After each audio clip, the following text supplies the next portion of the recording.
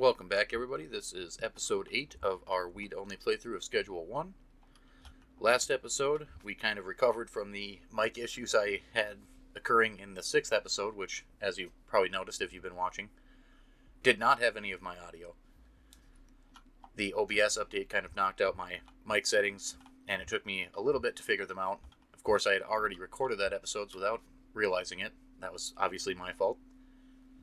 So, again, I apologize for that. I know I did last episode, but it does suck. It's just one of those things where I couldn't really skip it, being as this is a full playthrough. I didn't want to have an entire episode, like 2 days worth of in-game time, where, the video just wasn't there. So, I do appreciate everybody that watched it. I know it's boring without any of the audio. I do apologize again for that, but last episode we got caught back up again. We did get busted. We were messing with the police last night, trying to get some experience by escaping the wanted dead or alive level. And one of them landed a really good taser shot and took us down. Fortunately, we did not have a lot of product on us, since we were kind of running low already anyways. So we didn't lose a lot, but it did set us back just a little bit. Austin here wants 4OG, which I think we have. I just gotta bag it up quick so we can at least do this sale, and then today we're gonna get started on planting our full grow up here. We're running kind of low on product at the moment, so it's about time to restock.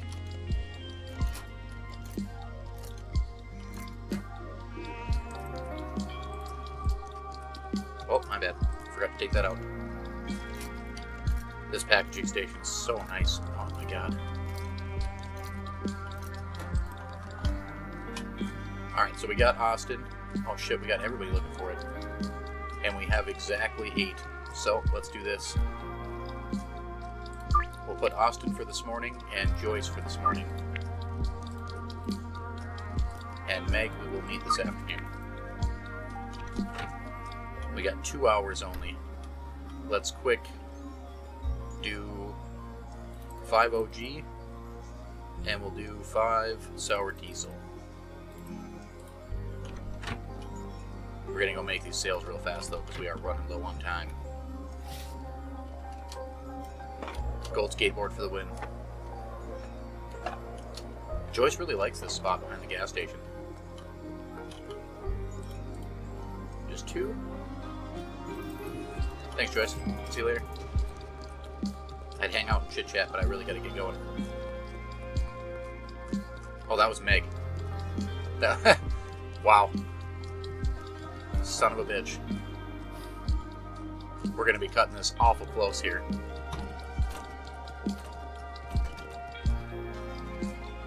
What's up, Austin? Sorry, I don't really have much time here. Take that. I'll see you later. Where the hell are we going? At least she was close by.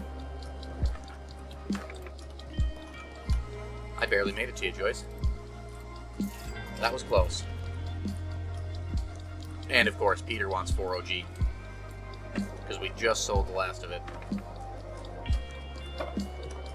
I don't know if we have any extra here, we're going to find out. We might have some jarred up, which, this is a nice little tip here if you didn't already realize it, but if you have some in jars, oh we do, thank God, you can actually unpackage them. So if I place this in here and I just do this, I can actually unpack the products. Just like so. Very handy.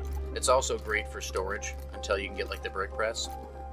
If you have a limited amount of space, like say you're trying to maximize how many employees and stuff you can have at a location.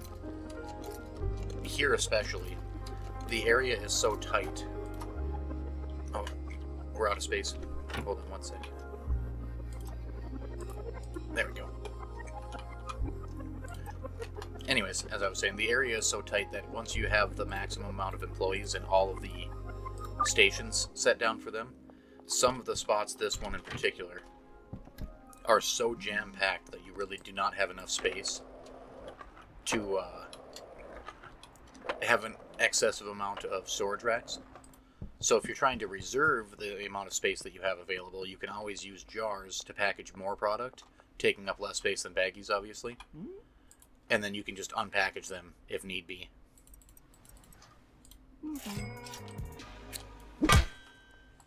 Wonder how many times we've knocked out Peter here by now. It's got to be like a few dozen, I feel like. Benji is out of product too. Yeah, we really got to get started here.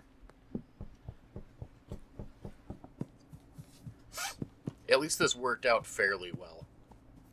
We didn't lose our product until last night, and we still had a little bit left at the house. Benji didn't run out until today.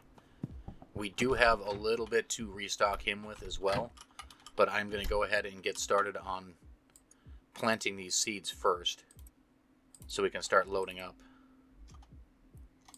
I want that. Put these two over there. There we go.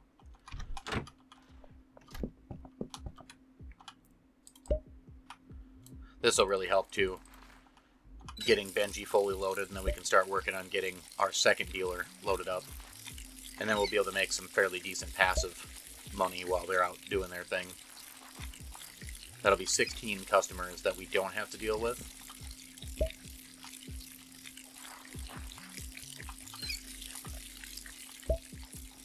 These sprinklers are super nice too.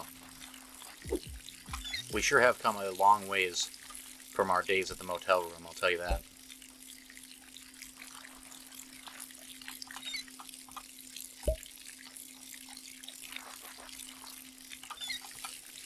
Alright.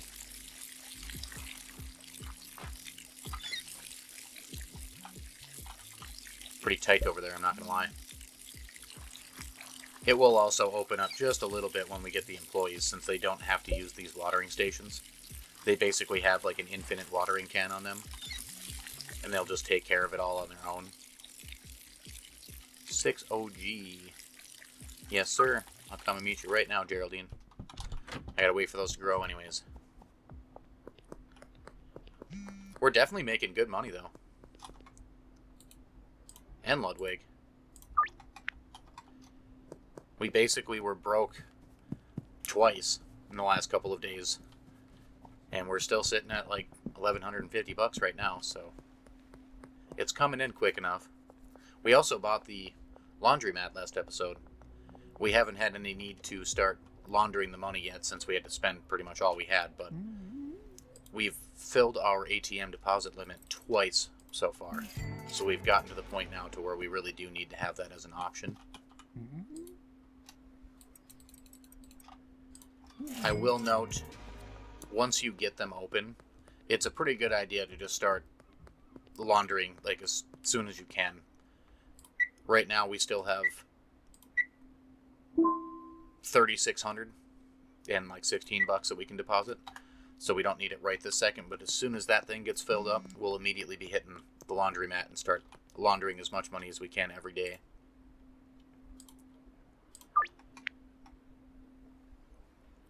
For OG, we got just enough time to make it over there too.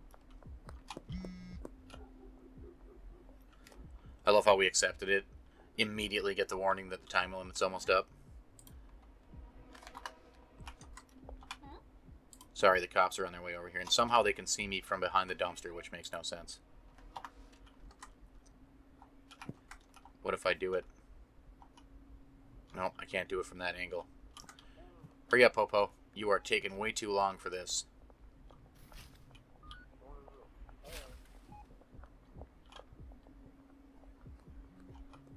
Go ahead. Alright. You wanted 4. Thanks, Peggy. Appreciate that.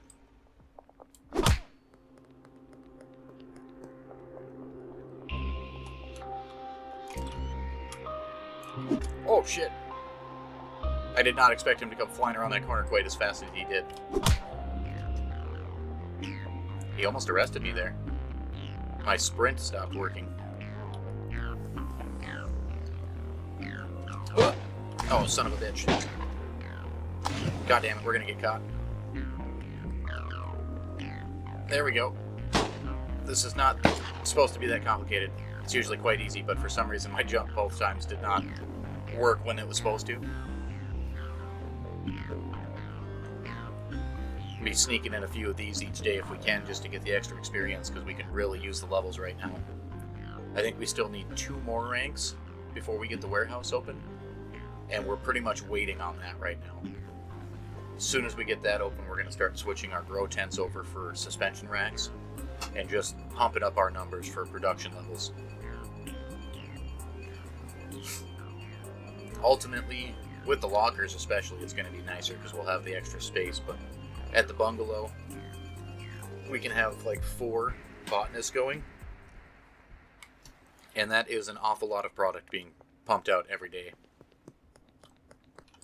And at that rate, we can also go back and use the sweatshop for ourselves if we wanted to increase that output even more. You can hire 1 employee for the sweatshop, which is great. It definitely helps, but considering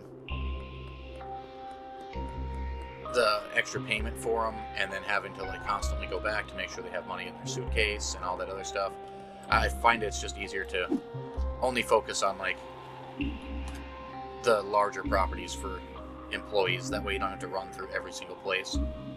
You obviously can't hire anybody at the motel room, but in theory you could be growing at the motel room.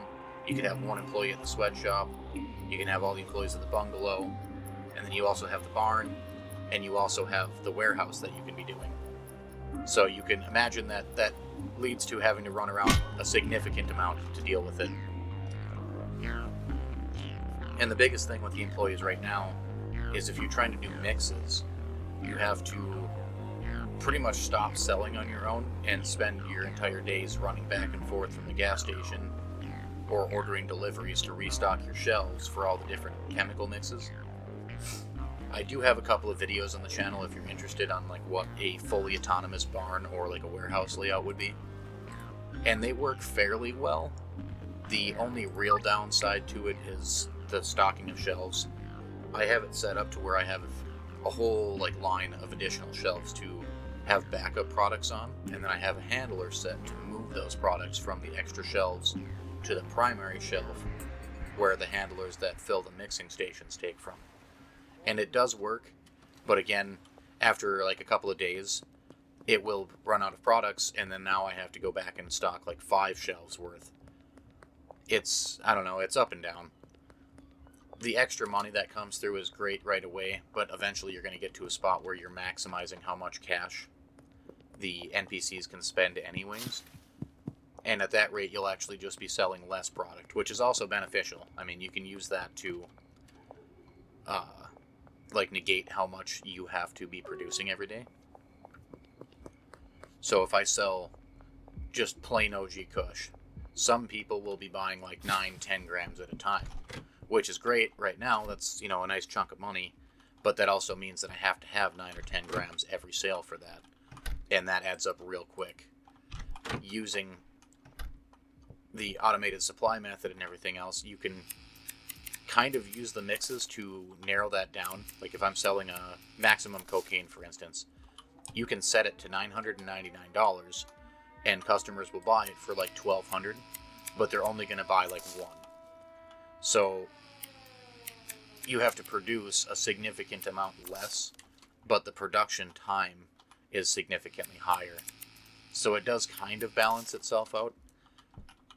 The reason I wanted to do this weed only run was mostly just because I think it would be kind of a fun challenge, but also it gives you a reason to continue to grow and like keep yourself busy in the game. Whereas once you get to the heavy mixing and stuff like that, and like the fully automation, you really don't do very much yourself anymore. You basically just kind of run around to kill time or restock shelves, and then you just wander back to your places to collect everything, go out, make your sale, and then that's it, And that can be fun. You can get tired of having to make the sales manually and everything else, and it can be nice to... Son of a gun.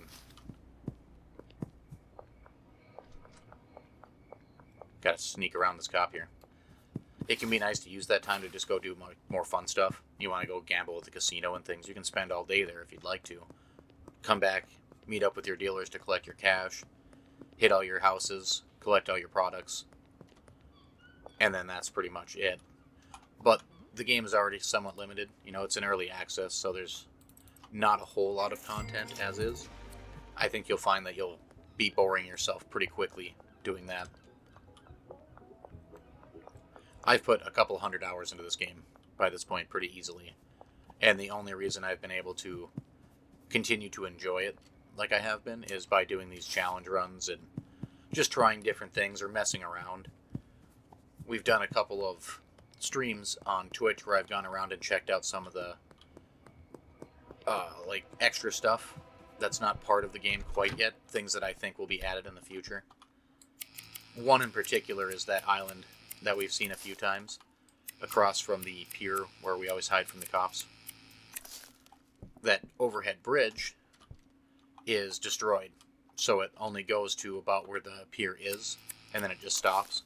But if you look out over the water at that island, you can see in the distance there is part of an overhead bridge over there, which, in my opinion, makes it fairly obvious that that's intended to be a place we can travel to in the future.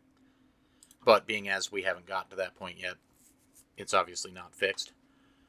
There's also some weird like glaciers out in the water that you can go check out that are kind of cool. Again, that one was on one of my streams, but the VOD should be uploaded to YouTube if you are interested, so you can check that out. And then just some other random ones where you can like glitch yourself underneath the ocean water. Like it doesn't drown you or load, so you can just like walk on the bottom of the lake. Just some neat little things we found. There's also a water tower up on the hill where you come into town at through the little like what do you want to call it? Tunnel that's up there on the overhead bridge. So where we came from in the like intro to the game, you come through that tunnel to get into town, where you park your RV in the woods there, and then the tunnel is like sealed after that, so you can't get back through. But if you go up there on the hill, to your left side is a water tower. And while we were messing around, we used the bus stop jump glitch thing to launch ourselves up on the hill just to go check it out. And for whatever reason, everything up there is not solid, which makes total sense. You know, you're not supposed to be able to get to it anyways. But the water tower is. So if you walk to the water tower, it is a solid obstacle. You can't walk through it. There's a ladder, but you can't climb it. So I'm not really sure what the purpose of that is, but there must be some reasoning behind why it is a solid feature. Just something I kind of thought was neat. Doesn't actually, like, you know, change any of the gameplay or anything, but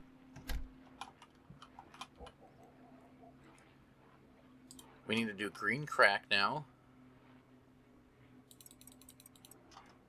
And we'll do some Granddaddy because we did the sour diesel in the OG last time.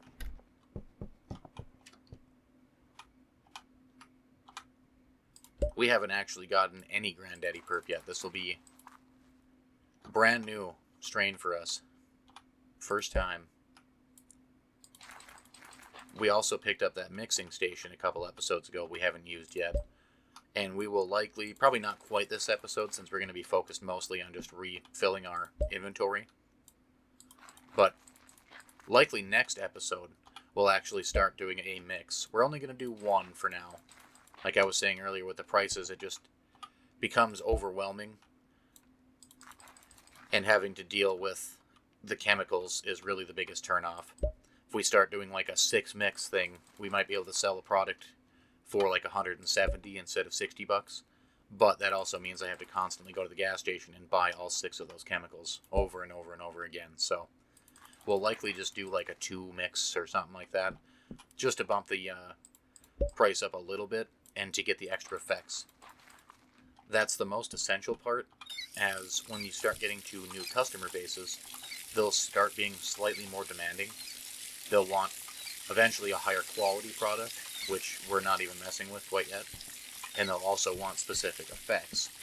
Making those mixes with the correct effects will increase the chance of a customer you're giving a sample to like it, and then become a customer for you later down the line. So it's just a handy little method to give yourself an edge, I would say. Especially with people like Jerry, for instance, over here in the tent. He's more into the hardcore products, like meth. And since we're not going to be doing that this time, our chance of getting him as a customer from weed is pretty low. Like, I think the last time we tried to make a sale to him, Yeah, it was like a 63% chance only, and I think we've tried 2 or 3 times. He's rejected us every one of them. So if we make a nice little mix with some cooler effects to it, we can actually increase that, and it just gives us a better chance of him accepting it. The first time he accepts it, he'll become a client of ours, and then we'll be able to just go back and forth with him whenever, but... Oops, my bad. There. Now we got 60 more baggies. We can go and start packaging up some of that product we just got done with. I would like to have 2 stacks of each bud for us, and then the rest of it we can start jarring to give back to Benji since he is out of product right now. And we have almost a stack of green cracks, so we'll take one of those. Oops, let me drop that. OG Kush we only have 10 of, and Sour Diesel we only have 10 of. So let's do this. Get these guys packaged up quick. Nice. We'll be in good shape after this.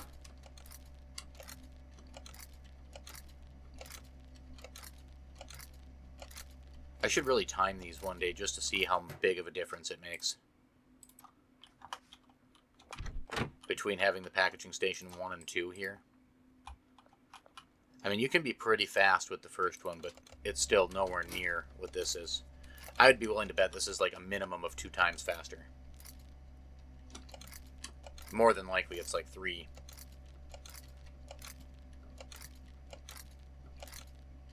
Dropping the buds in the bags isn't actually so bad on the first one, but having to stop... Excuse me. So the way the first one worked, in case you did not see the first episodes or you haven't played yet, this thing here spins the circle with the bags on it.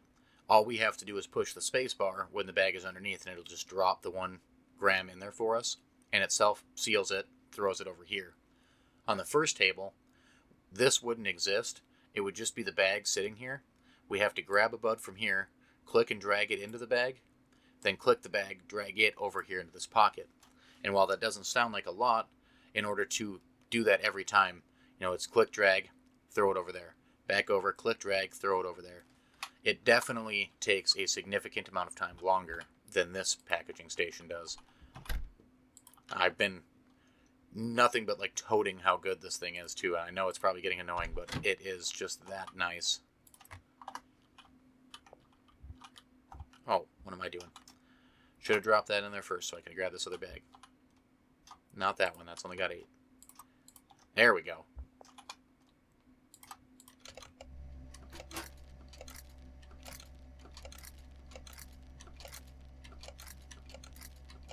Ooh, almost missed that one.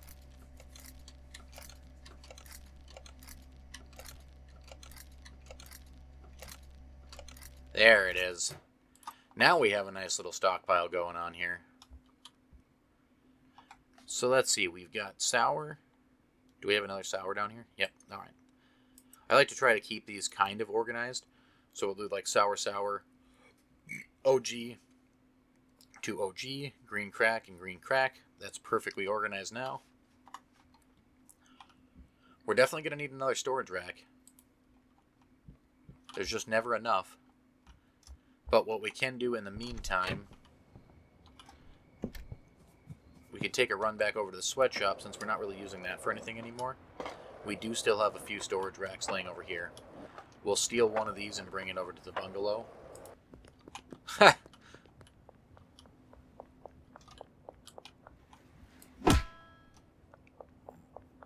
Sleep well, bud. Sweet dreams. Alright, so... Oh yeah, I don't have any space. I don't know. I do this every time. I suppose for now we'll just go ahead and drop 1 stack of that. We'll just have to make 2 trips here, that's all. Somebody's out for a late night cruise. Did I come out of Austin's house? Sure did. I've never seen Austin drive, but that might be his vehicle, honestly. I don't know who drives that truck.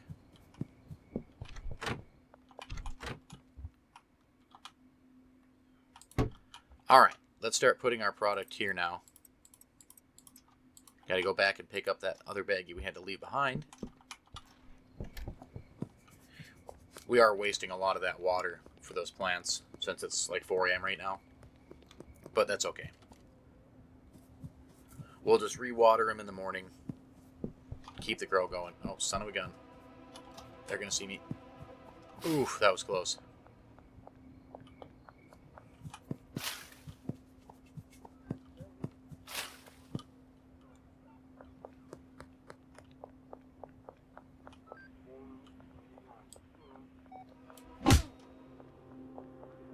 Might as well kill some time, right? Oh, shit.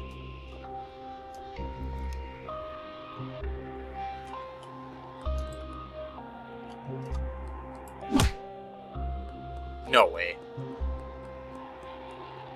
We've had some pretty bad luck at, like, getting ourselves to be wanted dead or alive so far. We keep knocking the cops out before we get to that point. Well, I mean, I guess whatever. That wasn't really planned anyways, but it's a little bit of extra experience.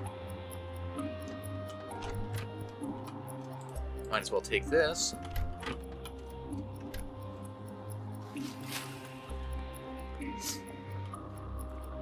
This isn't a bad idea, since we're basically at the end of the night.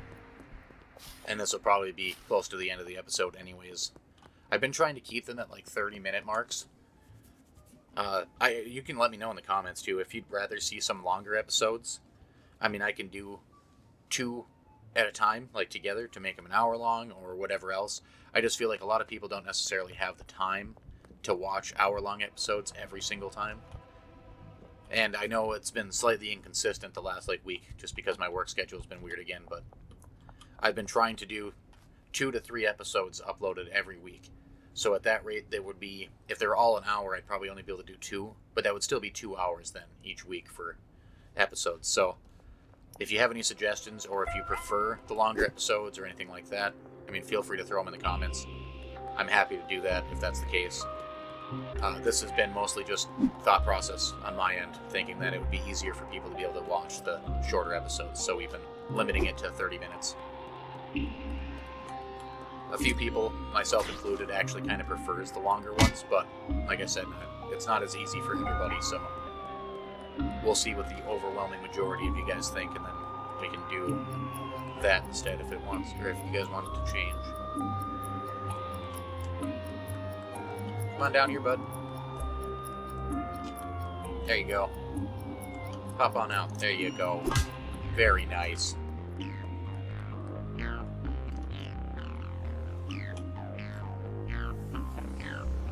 We don't have a lot more police laying around right now, so this might be the last one we get to do here, but that's okay. We still got a little bit of extra XP. This should be 60. And the first time we did it, I think it's probably only 20. I think it goes 20, 40, 60. Don't quote me on that. It's been a little while since I looked it up, so I might be misremembering, but for each level of your wanted, so like under arrest, I think it's 20. Your regular wanted is 40, and then wanted dead or alive is 60 XP per time you escape.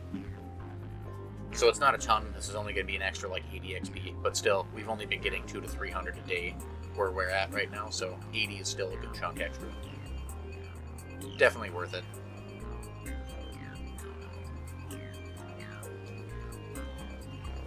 There we go. That was beautiful. Alright, now we can head back. We'll go ahead and load our inventory back up again too. We're going to grab 1 stack of each product to keep on us.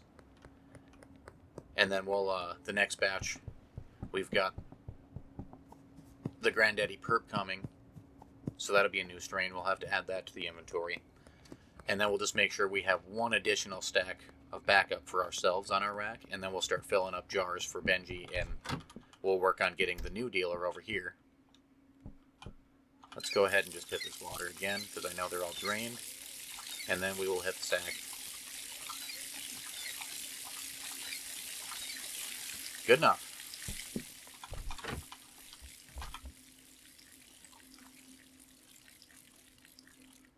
$440 XP. That was good. And we made $2,000 that day. That was pretty decent. Peddler 4. We got chili peppers open now. And we actually are pretty close to getting to Peddler 5 already. pretty solid. Not too bad. And this is where I'll wrap up this episode for the day. So thanks again, everybody that's watched. If you've watched all the way from the start of this series to this episode, thank you so much. I very much appreciate it. That's just awesome. You guys have all been great so far. I'm happy to see our views slowly climbing. I know we're a brand new channel, so it's not like we're seeing any record-breaking numbers of, millions of views or anything crazy, but I'm very happy with how quickly and well we've been doing, and that's all thanks to you guys. So again, thanks. I hope you guys enjoyed this. If you did watch all the way through, please like, comment, subscribe. You know the ordeal. It really helps, especially for the newer channels like ours. But again, thank you, and until next time, I will see you guys later.